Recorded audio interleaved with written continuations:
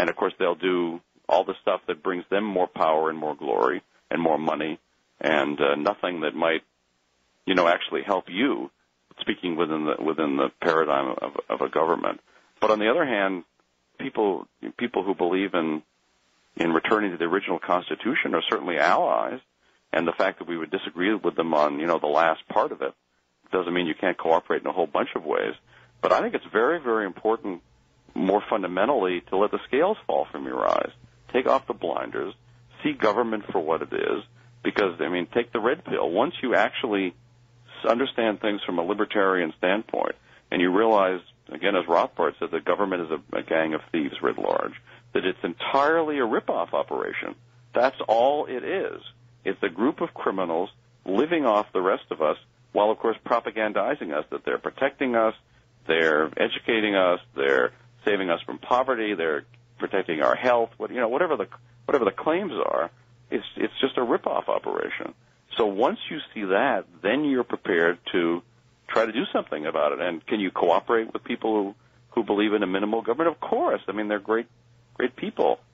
Although I must say, from a standpoint of really making progress, I always like, again, Rothbard's point, and this essay is on LewRockwell.com, as many, many other Murray Rothbard essays. But the key question is, do you hate the state? If you were actually bothered by the U.S. government, if you think even if you think that it ought to exist in some form, but if you agree today that virtually everything they're doing is evil and you're upset at them, you think it's a criminal enterprise gone beyond what you think of as its legitimate constitutional bounds, you're a great guy. If you actually love the government, like a lot of the self-proclaimed libertarians in D.C., and they're actually very happy with the government, then these people are not only not allies, they're enemies. Is this the essay where he talks about how he would prefer, or how he does prefer, a radical minarchist to a conservative anarchist? Yeah, damn right. Yeah, this is the one, that essay actually always reminds me of Jacob Hornberger, who of course is absolutely on fire from the moment he gets out of bed every morning, defending liberty and justice from the depredations of the state, and yet absolutely a constitutional kind of guy, not an anarchist like us, but boy, he does not pull his punches at all. Well, no, and I share your admiration for Bumper Hornberger. He's just magnificent. So is obviously Ron Paul. Many other great people like this. These are our allies. These are our friends, and they feel the same way about us. However, people who are offended by anarchism, as there are, Beltway libertarian types who actually find it offensive to be an anarchist, they're bad people. Well, and in fact, that essay he talks about someone I'm not that familiar with, but it's Milton Friedman's son, David Friedman, who actually was an anarchist. Didn't he write a book saying, The Machinery of Freedom, something like that, about how here's how an anarcho-capitalist society could work, and yet somehow that wasn't up to Rothbard's standards. What was going on there? Well, part of it's economics.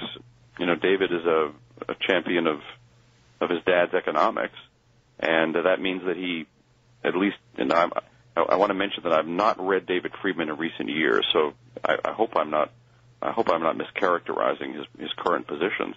But certainly in the past, even though he proclaimed himself as an anarchist, he liked the Federal Reserve, and he thought that really the Fed was a great operation and really an example of, if you have to have a government, that's the sort of thing to have. Well, needless to say, Rothbard had a different view about the Federal Reserve.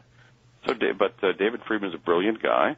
And Machinery of Freedom is a very, very interesting book. I think it's, I don't agree with much of it in it, but it's absolutely worth reading. I think he's a brilliant and interesting libertarian. So I think I would definitely say he's a good guy, David Friedman. Mm-hmm. He just needs a little bit of hate. Well, but it's terrible that I'm actually not familiar with his current writings, so I could be entirely mischaracterizing him. Mm-hmm. Wow, so it's possible that he wakes up in the morning hating the state like Bumper Hornberger these days. Yeah, well, he could learn a lot from Bumper Hornberger. All right, now, one thing that's bothered me, well, always, but especially now, is I really think that there's a demand among the American people for this supply, Lou, and the supply is what the politicians describe as service. This is the kind of thing where I don't know if they spike these questions in the audience or what, but you hear it at some of these town hall meetings. What people don't like about Bush is that he didn't ask them to sacrifice enough. And people, I think, really have an innate, almost religious need to serve something larger than themselves. And to many Americans, I guess this sort of goes back to what you're talking about with politics as the civic religion. D.C. has replaced Jesus, basically. This is the thing that we can all be a part of together. And, in fact, I saw Obama give a speech that, minus this one part, it really sounded great about how it doesn't matter if you're black or white or gay or straight or you live on the East Coast or the West Coast, big city, small town, we're all Americans and all that, only it wasn't a pitch for individualism. It was a pitch for we all have, this is what he said, we all have work to do. We all have responsibilities we all have to live up to. We must sacrifice for the good of the whole together. Well, I mean, I would say, you creepy son of a gun. I mean, what are you doing even talking about these matters? They're none of your business as a politician. Certainly none of your business as the president. You're not the minister in chief. You're not a religious figure. Shut up. I mean, how about talking about, if you're running for president, you're making all these promises about the economy or whatever. You have absolutely no business trying to erect yourself as a religious figure and imply that somehow working for the U.S. government is service of others, whereas, of course, it's actually attacking others. So, of course, there's a wonderful, perhaps implanted in the human heart, also taught by religion, a wonderful feeling that we ought to help others and that we should love our neighbor as ourselves and that we should do what we can to help people in need. But you can only do that either as an individual or through a church or other private group. It can never be through the government. The government only hurts people. Even its welfare operations are a tax on the people getting the welfare, let alone, of course, on the poor people having to pay the welfare, the taxpayers. I just find that stuff sickening and rotten. And on the other hand, the point you were making about that there is a demand for what we have to offer, you only have to look at the way what the Republicans say when they've got their backs against the wall and they're worried about appealing to the American people. They sound like us. I mean, who would have ever thought that John McCain would be denouncing redistribution, income redistribution? I mean, now, of course, he's lying, since the government can be seen as nothing but a redistribution operation. That's all it is, taking money from some, keeping, of course, a huge amount for itself, paying off and then paying off whomever among the interest groups getting the money. That's all the government does, is redistribute from you and me to Lockheed Martin and so forth. But the McCain would actually use radical libertarian rhetoric and think that it's appealing to people, and you know darn well their own polling shows them that it's appealing to at least the Republican base. Very encouraging.